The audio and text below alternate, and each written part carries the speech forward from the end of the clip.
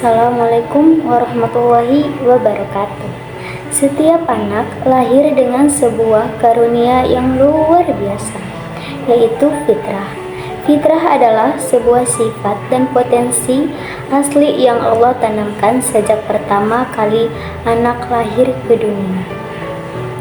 Fitrah inilah yang menjadi fondasi pembentuk karakter, akhlak, dan kepribadian anak sepanjang hidupnya.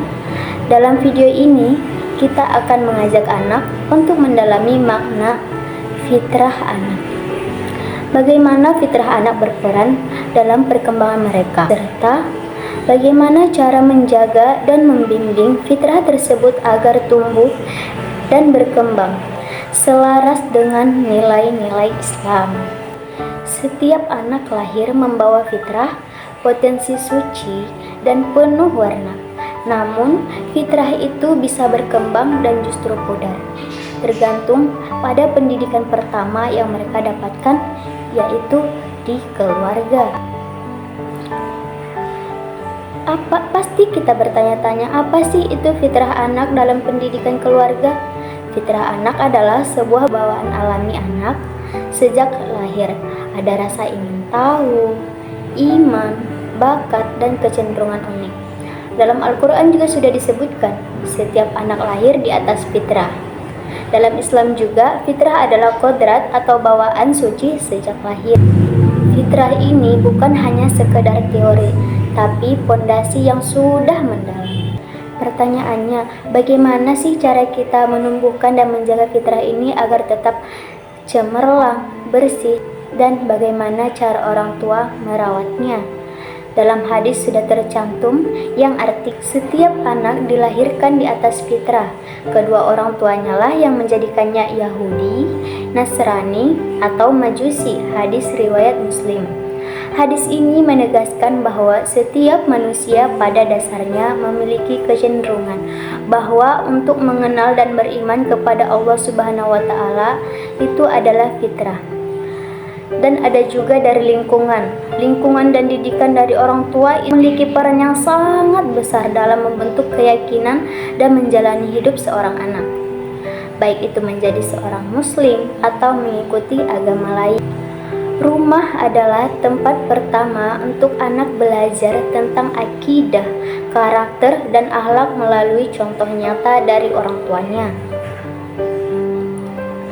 Jadi pertanyaannya, mengapa pendidikan fitrah dalam keluarga lebih krusial daripada pendidikan di sekolah? Karena keluarga adalah lingkungan pertama yang membentuk karakter dan kepribadian anak secara utuh. Pendidikan fitrah adalah tentang penumbuhan hati, bukan hanya sekedar otak.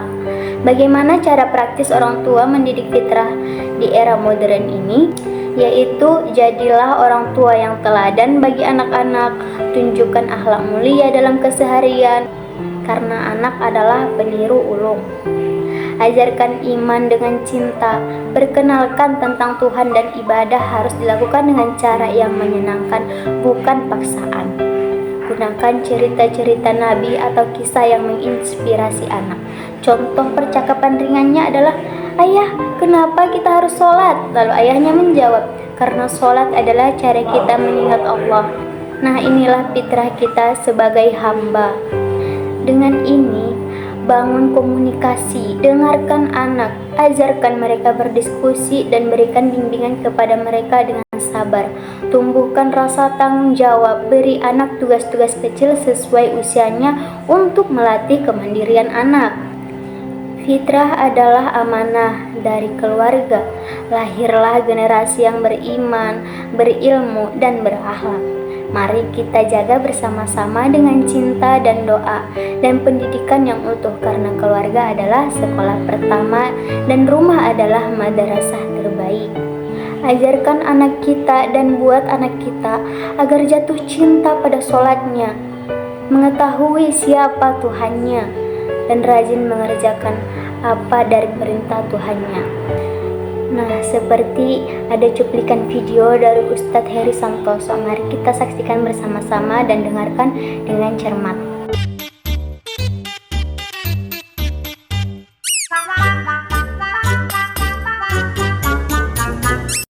misalnya sholat tuh bukan tertibnya gitu ya, tapi apa? Sukanya gitu. Misalnya apa membuat anak terpesona dengan sholat? Ya sederhana, contoh saya pernah dapat seorang ibu ya ngasih semacam insight atau pelajaran. Dia bilang, saya Ustaz, anak saya ketika besar tuh rajin sholat semua. Kenapa? Setiap azan saya peluk Ustaz. Waktu kecil ya, jadi Allahu Akbar, sini nak, bunda peluk ya nak, gitu dipeluk anaknya. Masuk surga ya nak sama bunda sama abi ya nak. Kebayang nggak? Wah, naik gitu kan, cintanya semua gitu ya. Gitu. Rasulullah SAW ya, kalau teman-teman pernah baca hadisnya kan pernah membiarkan cucunya bermain di punggung beliau ketika sedang menjadi imam sholat. Pernah tahu? Itu mutawatir hadisnya, banyak yang menyaksikan. Rasul lagi sholat, tiba-tiba cucunya datang kan, lalu naik ke punggung beliau. Rasul membiarkan.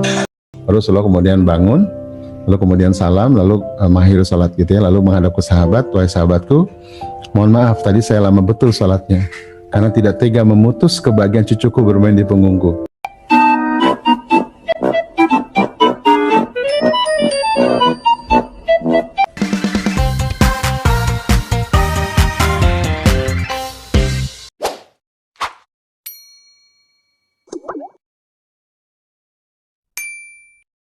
Anakku, kecerdasan terbesar bukan hanya memahami angka dan huruf, tapi juga membaca perasaan orang lain.